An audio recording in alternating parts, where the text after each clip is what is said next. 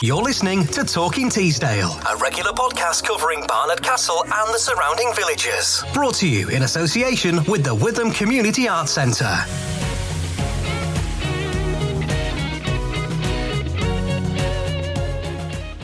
So here we are once again with the Talking Teesdale podcast. I'm Stuart Laundy. And I'm Jane Woodward.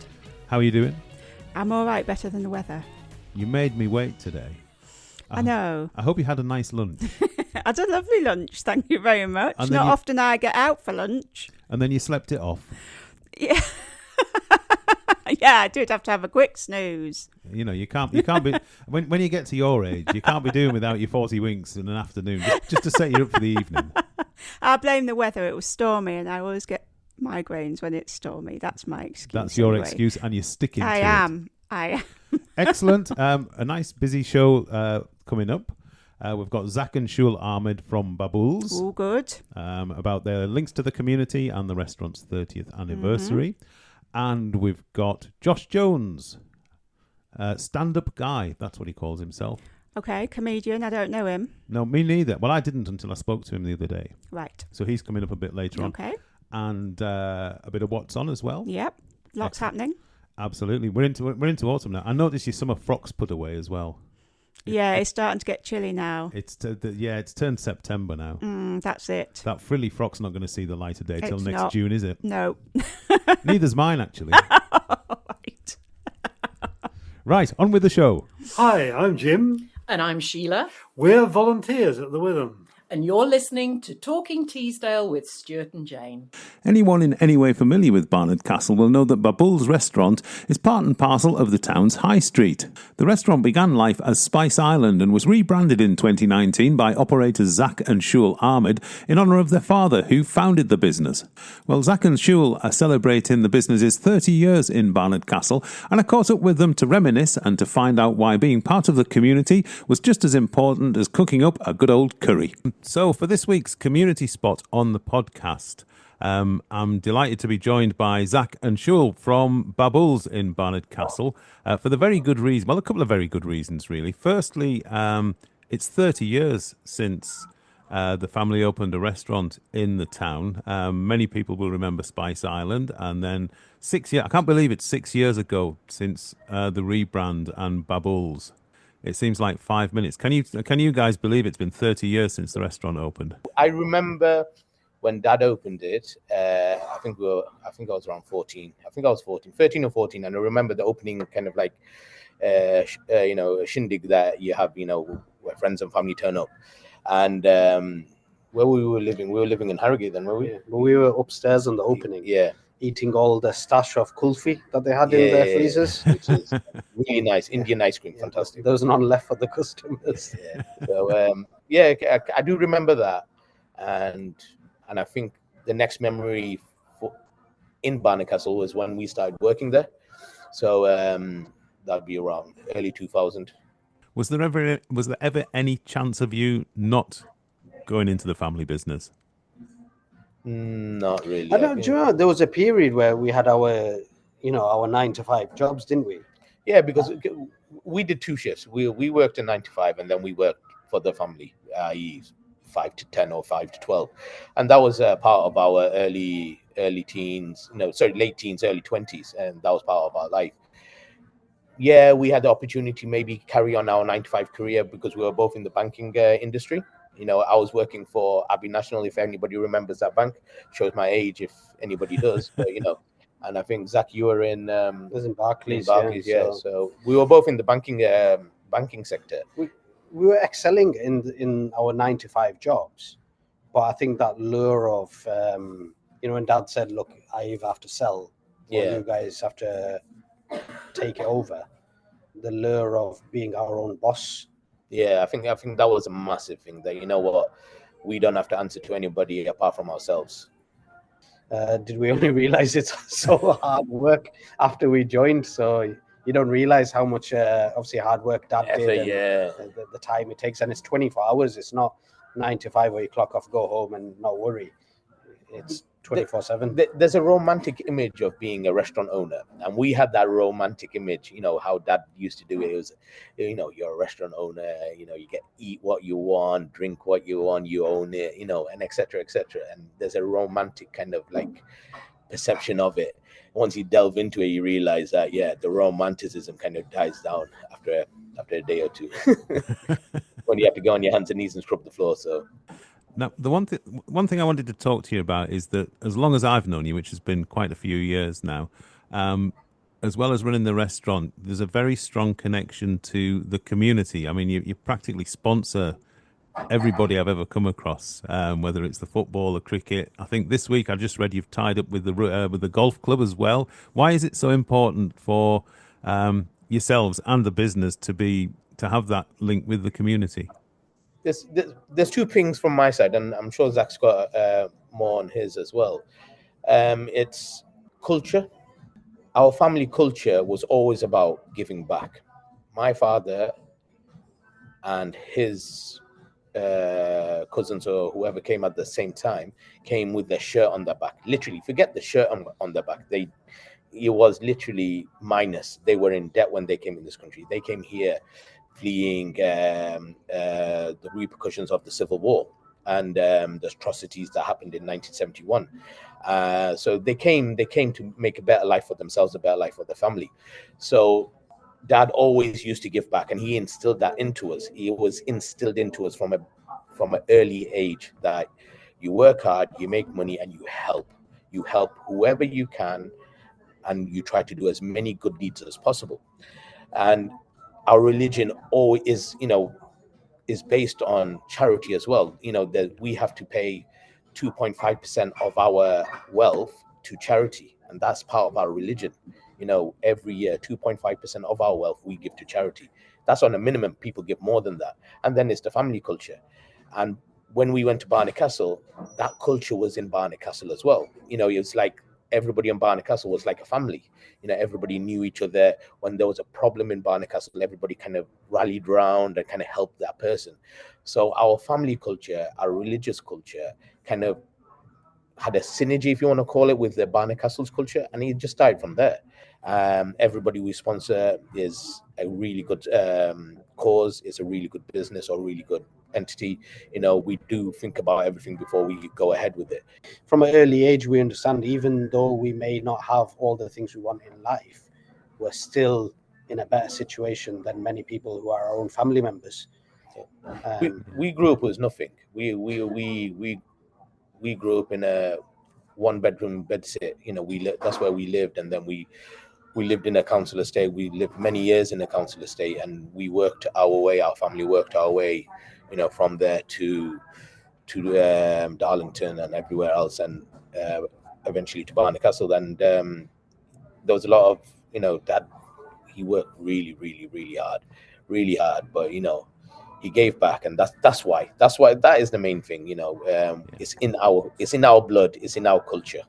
And I remember years back when we had the initiative for the school children and the school meals, and we provided food, and that just resonates with, as we grew up, we knew how hard it was to get fed, the school meal and things like that. And we understood the struggle, and we saw the struggles of our parents to provide us lunch or this or that. Dad had to bring food home from the restaurant so that we could get fed, things like that. We couldn't afford school lunches, so we used to take packed lunch. So our packed lunch, our sandwich was butter and sugar, butter and sugar sandwiches, right? And no packet of crisps, nothing like that packet of crisps. It's like that, and maybe an apple.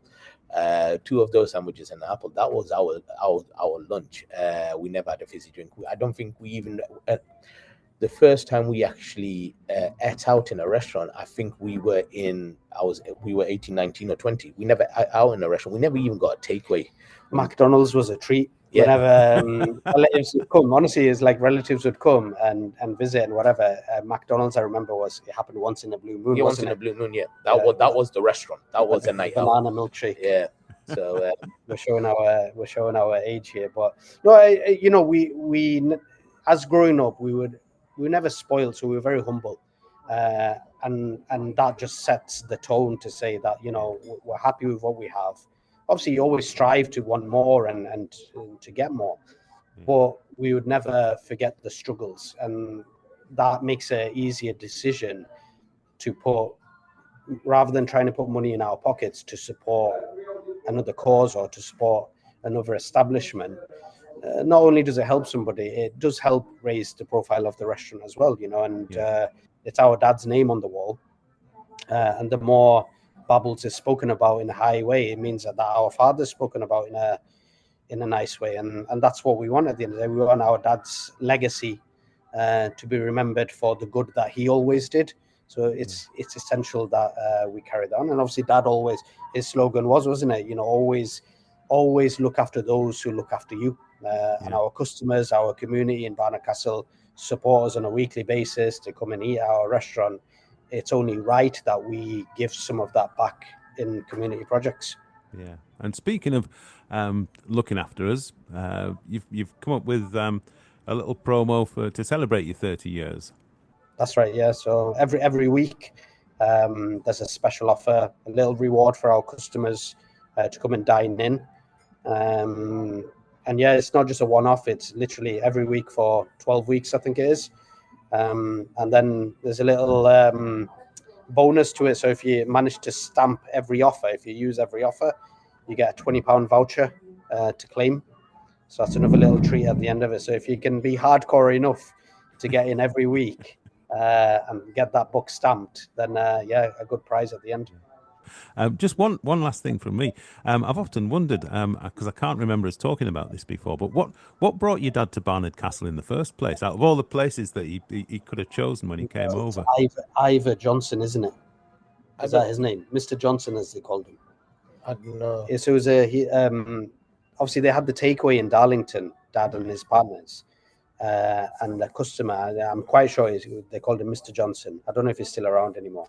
We used to get a takeaway from Barnard Castle. You'd come to Darlington and he'd always say, you need to open one in Barnard Castle. And he showed them that building because he said, oh, there's something available in Barnard Castle. You need to come and have a look at it. And I think it was a sandwich shop or something.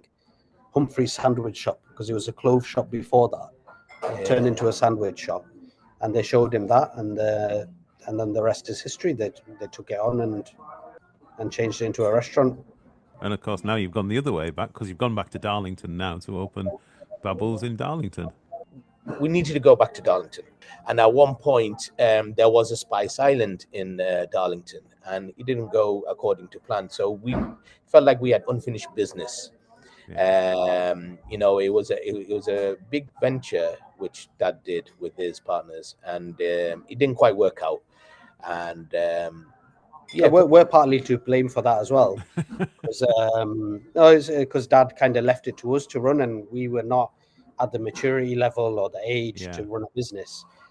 And yeah, so I think part of the downfall, there was a lot of other factors, but I think part of the downfall was us.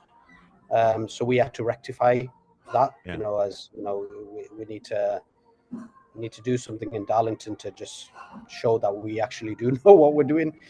And obviously we didn't, but we do, kind of thing. So yeah, it's worked out all right. Well, listen, Zak and Shuhel, thanks very much for your time. And here's to the next 30 years. Thank you very much. Thank you. Hi, I'm the one and only Josh, the man, the myth, the legend, and you are listening to Talking Teesdale with Stuart and Jane. Thanks to Zak and Shuhel. Always good to catch up with them. Jane's back here now. How are we doing, Jane? I'm okay. Good. Plenty going on. We're into the autumn season now, so a lot more going on than in the last month or so. A lot more, yes, it's packed. Right, excellent. So we'll kick off with Saturday, September the 6th. Yes, we've got Smooth and Terrell on the evening. I'm looking a bit blank. Funk and Soul. Funk and Soul. Standing gig, open bar, lots of dancing. Excellent. So come along to that. Get your tickets on the door if you haven't got yours. On. Exactly, yeah. Very good. And then we have a new exhibition opening. Oh, splendid. Next week. Yes, go on. Tell me more. Is John Abraham. He's not been before. He's a self-taught artist. was going to say not somebody I've come across, I don't think. No, works in acrylics and the odd watercolour. And his exhibition is called Faces and Places. Very good. And he has a preview evening, and he's opening it out to anyone that wants to come along on Tuesday, 9th of September, 6 till 8. Excellent. So pop along if you want to have a look at some new work. Yep. Jolly good. And then Wednesday the 10th. Oh, we're in Yeehaw. Yes, Made in Tennessee, they're back. Night of Country Music, Nashville. Marvellous. Sounds like your kind of thing, Stuart. You're not a country music fan? I do quite like it, but it's not my favourite genre. Yeah. I do like a bit of country. I like a bit of sort of modern country. Yeah. Johnny Cash is brilliant.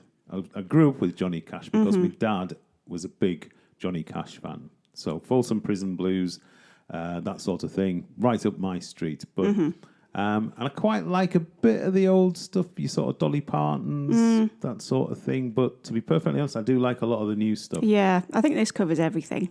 Well, that's all right then. Yes. Right up my street then, isn't it? Yes, and it's selling fast, so Excellent. get in there quick. Jolly good. And then what is up my street is the following night. Yes, the UK Rock Show. They came last year as well, didn't they? Is it this lot? They came with Bon Jovi. Oh, did they? Yes. Oh. So same group. Ah, And that was excellent. So this will be equally spectacular. I bet they do a bit of Led Zeppelin. I'm sure they will. And a bit of AC/DC. 80s classic rock, I think, is... 80s classic Yeah. rock. Hair metal. Motley Crue. Yeah. You too young to have a mullet. I didn't have a mullet, no. I did. Hard to believe now. But I know. did. I can't imagine that. There's a little hole in the ozone layer that I made through the amount of hairspray that I threw on my mullet around about 1984. I'd love to have seen that. Oh, those were the days. I'll show you the picture. Right. I look forward to that, It'll be our little secret. We're not putting that up online anyway. So a couple of good nights there. And then, we'd better mention something that's not taking place. Yes, Angela Barnes. Friday the 12th. It has been postponed until next year. Excellent. Good stuff. Look forward to seeing Angela Barnes when she comes. Yes, but we do have comedy on Saturday night. We do indeed. Josh Jones. Yes. Now, we'll say no more about Josh Jones because in just a second, I've got an interview with him. Spoke to him the other day. He set off. His tour started on Thursday with a gig at the Georgian in Richmond. Oh, really? So, okay. So he's only had 2 shows to get it, to get everything perfected before he comes to us. Right. So he's at Richmond, and then I can't remember. I think it's Leeds or somewhere last night, and then he's with us. Right. So we'll see how he goes. Okay. Look forward to that. Absolutely. And so, excuse me, nearly fell off my chair. Where can we get tickets for all these lovely things? By going on the website, which is www.thewitham.org.uk. And if we wanted to ring up, you can call 01833 631107. Marvellous. Yes. Good stuff.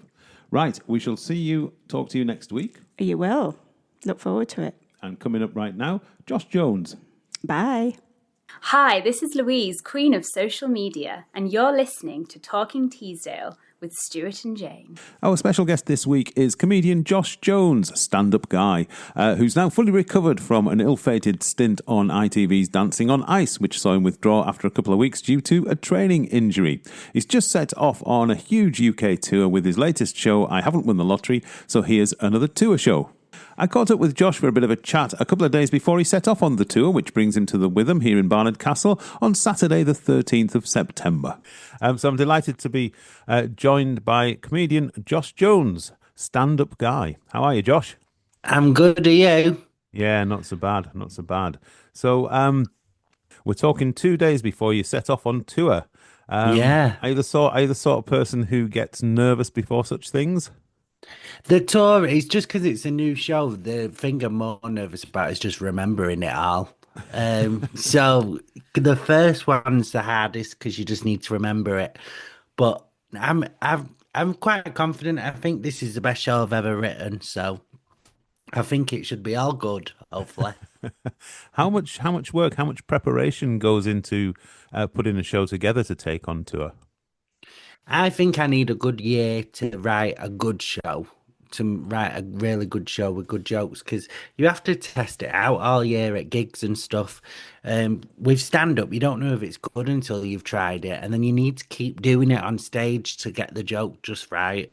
So it takes a bit of a while to get a good show together. But yeah, I've been working on this for about a year.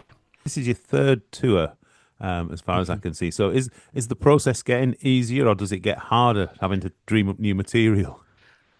No, it's getting easier because I'm better. This is the best I've ever been. You get better every year, so yeah, it's been easier. This shows I've not really had any like moments of like stress, or I haven't really had any little like breakdowns or whatever. I've just been quite like, yeah, it's always happening next week. Oh God, oh, have a quick. Like it seems like it's come together quite nice, which is good. This will be your debut performance in Barnard Castle. Yeah. So perhaps best introduce yourself. Give us a potted history of the Josh Jones story.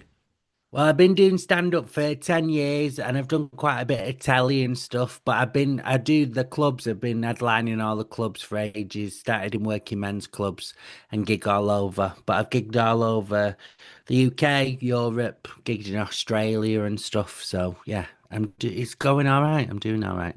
But Barnard Castle, yet to have gigged in Barnard Castle. The ultimate test.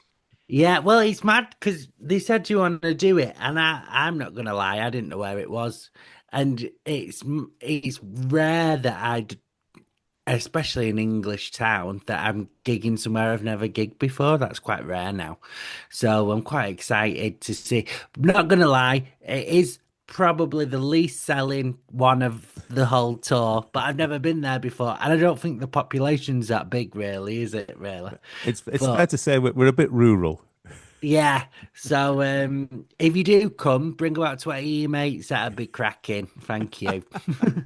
What sort of comedian are you? Are you a storyteller? Are you a joke sort of one-liner, or a bit of both? Just loads of jokes about my life, really. But yeah, I write a lot of jokes. Yeah, well, you're not one for the sort of Ronnie Corbett 10-minute monologue. I've got some routines, some longer routines, but yeah, it's mainly just jokes and stuff. Is there any in there about ice skating? I've got a bit about me doing dancing on ice, but I'll be honest, I didn't really enjoy doing it. I don't want to do reality telly ever again, so so I'm not going to speak about it that much. I was going to say, when it comes to reality telly, I think dancing on ice is probably the hardest thing you could possibly have picked, to be perfectly honest. The ice skating bit were quite fun. That's fine. I just don't want to do reality telly. I'm not bothered about being famous. I just want to do gigs. All right, you're happy on the road. You're happy touring. You're happy in front of an audience.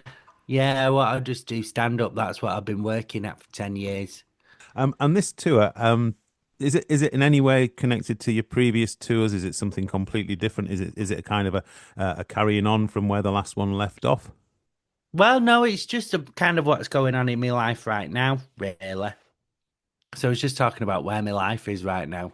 I'm pretty knee deep into my 30s now, so all the rock and roll sort of going out after gigs, getting mental, that's all stopped. And now I've got 2 cats, a dog, and a power washer. So pretty chill. I was going to say, the days of being sort of young and daft are sort of behind you now, but you're not quite ready for the pipe and slippers yet, I don't think. No, I love a night out, but it's got to be done by 11, and that's me. And I'm loving meals now. Like, I like going out and having a proper meal. Oh, you say it's the slippery slope to middle age. Yeah, I welcome it. I think I'll do quite well in middle age. I think I love a crime drama. I feel like that's a proper middle-aged mum sort of crime drama, little dog walk. Maybe go for a coffee. That's all right. You're the dream ITV3 viewer. Yeah, 100%, 100%. The show that you're doing, is it suitable for everybody? Is it a more adult sort of a show? I'd say 16 and over, 15 and over, 16. But it's for adults. I don't write comedy for kids. I don't want kids in my show. That's annoying. People write family friendly. I don't like. Yeah, I don't want that. Me and my boyfriend talk about when we get married, we don't want kids at the wedding. Like, do you know, I think weddings and comedy clubs are for adults. Then When did you realize that comedy was for you? I kept getting told to do it. Yeah. So I kind of got pushed into it. It wasn't really something I wanted to do, really. And then, yeah, I kept getting told to do it. So eventually, so many people told me to do it that I did it. And then yeah, 10 years later, it's my job. And can you remember back to the first sort of proper gig in front of a paying audience that you did? Yeah, I was bladdered actually because I was I was like quite nervous. I'm surprised you can remember it then. Yeah. No, I was proper nervous, so I had a bottle and a half of wine to myself. I was absolutely, yeah, I was bladdered. But Any the idea day how after the show went? I think it went all right in my head, but the gig after that went all right when I was sober. This one, what's it called? This one's called I Haven't Won the Lottery, so here's another tour show. Yeah. Are you a lottery player? Yeah, I do put it on every week. Yeah. I put it on. It was Manchester Pride about 2 weeks ago, so I put double on than what I normally do because I thought, well, if I'm going to win, it's going to be I'm gay and from Manchester. That feels like my weekend. Do you know what I mean? So I'm going to put the lottery on, but I didn't win anything. Have you ever won anything on the lottery? The most I ever won was about 30 quid, I think. So I won 300 quid. 300. It was either 300 or 400 quid. Oh man, luxury. And well, I was a bit of an idiot. I put 100 of it back on. Oh, because was that on the lottery or was that on the scratch cards? On the lottery. Yeah, I've never done the scratch cards. That's a slippery slope. Yeah, but do you know what though? They are quite fun. Me and my boyfriend get one probably like once every 2 weeks. There's like a word search one. So but I'm dyslexic, so it takes me about 5 hours. So it's a big tour that you're doing. You still have the energy for these things. Yeah, I'm only 32. Like you said, I'm not in my slippers yet. I'm all right. Yeah, I've got the energy to go to gigs. It's a long time. It's a long time on the road. Do you cope well with being away from home? I'm kind of used to it really because even when you're not on tour, you on tour, you're still traveling to gigs. It's just not you're on a mixed bill. Whereas now people are paying to see me on purpose. So I travel like this all the time. Makes no difference to me really. I'd be right in thinking you didn't do Edinburgh this year. Is that right?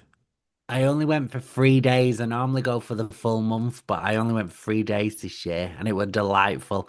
All my mates, by the time I got there, they'd all been there a couple of weeks, so they looked knackered, and I felt like Naomi Campbell stood next to him. I felt so sexy because they looked shattered and done in, and I kept getting photos of them because I looked dead fresh. Do you enjoy the Edinburgh experience when you're up there sort of working? Yeah, but no, it's a bit like not to go into the politics of it all, but the comedians don't get paid well. So like everybody makes money off the back of it. So it's weird. You'd be shocked how many people get paid from me telling jokes when I write and tell the jokes, but when I put a tour on, it's expensive, So and same with Edinburgh, but Edinburgh's 10 times worse. It's just so expensive. So it was nice to not have to worry about money for an August because most comedians go up and lose money, really. Yeah, I mean, the impression I've got, after speaking to a few comedians who've been up there, it's more kind of a showcase thing rather than anything else. Yeah, but the thing is as well, loads of TV is not even going up there anymore because TV's not. Loads of it's dying off. They're not making as much comedy telly because they keep making reality telly. So even those TV production companies don't even go up. So you're like, is it worth it then? Because like when I was in one of the more expensive venues, we're doing a show every day for a month. I sold out every single day. And then at the end of it, I owed 2.5 grand. And they were charging like 15 quid a ticket. So where's all that money going? It's ridiculous. And the comedians don't get it. So yeah, I don't know. Where I was last time, the Monkey Barrel, that's a better venue for the comedians. They get better money, so that's decent. I do it with them again. Looking to the future, do you see yourself continuing as a touring comedian, or would you rather? Do you see yourself sort of more as a writer than a performer? No, I want to do stand up forever. Yeah, that's all I want to do. Yeah, in the blood. Yeah, that's all. That's me. I just want to be gigging. I want to write a few plays and stuff. But yeah, I want to just keep touring. Yeah. Before you say you've been at this for sort of 10 years now. What's the best job and the worst job you've had? Do you know what? I was a really decent waiter when I worked in restaurants, and I was a restaurant manager, and I was pretty good. I'd get really good tips. So yeah, I was good at that. I wasn't good probably for the people I worked for because they never used to do a stock check or whatever. So when someone's food were late or whatever, I'd just say, "Oh, your drinks are free, don't worry about it." And I shouldn't have done that, but I did because it just saved me getting a load of hassle. But it was all right. I enjoyed doing it and made people happy, not the restaurant owners. But that strikes me as good customer service. Yeah, I thought it was. So yeah, and then people used to tip me really well because they had a bottle of wine for free because of me. So I'd say, "Oh, don't worry about it; it's free." Is there a job that you where you sort of left after a day or anything like that? Yeah, there was a hotel in Manchester that was awful. The woman who ran it was a monster, and then there was a call center as well. Oh. I got in trouble for being on the phone for too long, which is mad. Because I was chatting for this woman for ages, and I got in trouble because I was on the phone for over an hour. Well, I don't think there'll be any problems with you talking for an hour when you come to see us in Barney. So, Josh, we wish you all the very best with the tour, and we look forward to seeing you when you get to the Witham. Thank you so much. Thank you. And a reminder that Josh will be on stage at the Witham in Barnard Castle on Saturday, September the 13th. Tickets are only available from Funny Way to Be Comedy. Go to www.funnywaytobe.com. And that's it for this week. I do hope you've enjoyed the podcast. If so, please give us a follow, subscribe to us, give us a like, that sort of thing. From Jane and from me, we'll be back next time with another Talking Teesdale. Thanks for listening. We'll be talking Teesdale again soon. In the meantime, please spread the word, like, share and subscribe, or go online to thewitham.org.uk.